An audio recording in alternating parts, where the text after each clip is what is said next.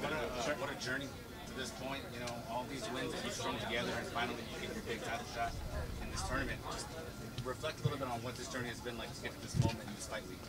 Yeah, you know, I took my time in my career. You know, I never wanted to rush it. I wanted this to be longevity. You know, and I knew with wrestling, there comes different levels, you know. Since I was a kid, started out in Cagua, started out in the more elite kids program, junior high, high school, college. I knew there was levels to different MMA. There was different MMA levels, so that's the route I took. You know, it was a lot of good advice from Cub, TJ, Joe Stevenson, Dwayne Ludwig, my manager Tiki, Paul Herrera, just the guys that have guided and cradled my career. It's shown, you know, and I'm ready for this moment. I'm ready for this time, and I'm super excited.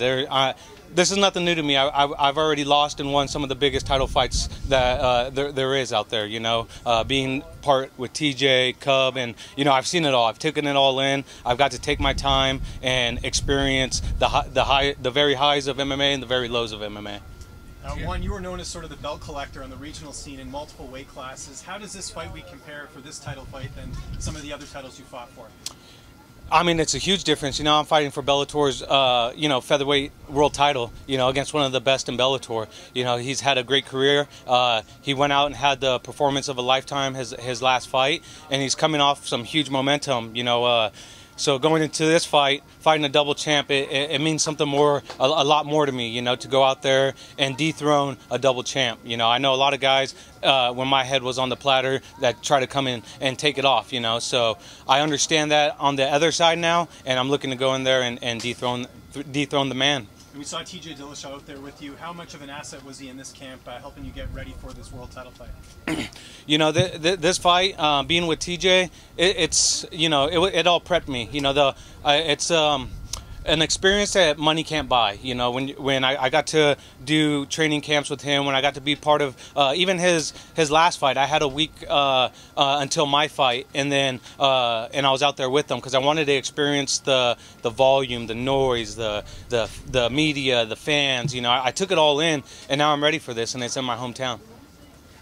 Patricio recently said that he's the greatest featherweight of all time. What do you have to say about that? For Bellator, yeah, he is. He is one of the greatest of all time. You know, he's done his work, he's done his diligence. He's went out there, he's proved to be a double champ, and so, you know, that's the title that I'm looking to take. You know, he's the baddest motherfucker right now that there is in Bellator to fight, and that's why I wanted him first.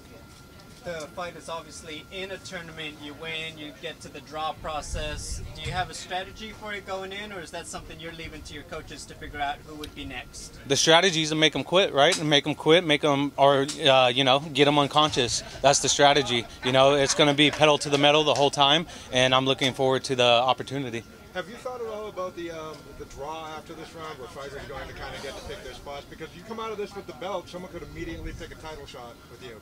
I would lie and say I didn't think about it, but it's crossed my mind, you know. But I know that not getting this victory is not going to get me to that next round, so I didn't spend too much time thinking about it. Although in my sights, I want the best. I'm 23-1. I have 24 professional fights. I'm ready for whoever's the best. Aside from Patricio, who else in the tournament you think is a threat?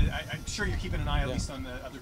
All 16 men. That's why this was a 16-man tournament. You know, yeah. Every one of these guys deserved a title fight, no matter what. You know, and the point of the career, every single fighter deserved a title fight. I was just the only one to call him out and say I want him first round.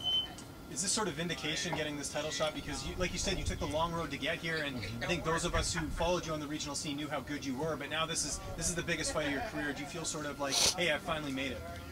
Yeah, you know, I knew I was going to make it. I've already envisioned it. I have, you know, thought about it over and over mentally, and just played this moment out. You know, this is the first step into a lot what you're going to see me do. What was your reaction to seeing the loss by Horiguchi and Ryzen? It was frustrating, but I understand why he didn't want to take the fight with me after that had happened. Did you watch the first 4 fights, and were there any performances that stuck out to you? Oh yeah, I'm a huge fan of this tournament, and so you know, I wouldn't miss any of the fights. You know, especially when I'm backstage, I'm going to be watching them because I like the matchups. I'm a huge fan of the matchups. These guys have done a great job pairing everyone up to say, oh, I wonder who's going to win this fight. And you know, I thought all 4 of them had their very own style and stood out each and every fight. I mean, all the finishes and then Campos going in there and just dictating the whole fight. I mean that's the way to start a tournament. Can you describe what it's going to be like when you step in the ring on that day? For me, it's going to go all black. Right when I hit the stage, it goes all black for me. I black out, and then next thing you know, muscle memory takes its place, and I go out there and I just let it fly. What's it going to take to come out victorious? Taking advantage of every opportunity that I have. You know, you have guys, guys that have fought him before. You have Emmanuel Sanchez, you have Daniel Weichel, all these guys that have fought him before, Henry Corrales and, Georgie Karakhanyan. They wish when they had that opportunity to finish him, they didn't capitalize on it. I'm going to capitalize on these opportunities that I have, and I'm not going to just strictly dictate it and focus on that opportunity. I know there's going to be more in the fight, later on in the fight, the 5th, the 4th round, when we're both tired and, someone's going to quit and, we're just going to find out come that night who it is. Did you train any differently for this fight? I trained every fight since day one like it was a world title fight. So, I've been ready. That's been a huge part of my success of being professional and taking every fight as if it was the most important fight of my career, because it is.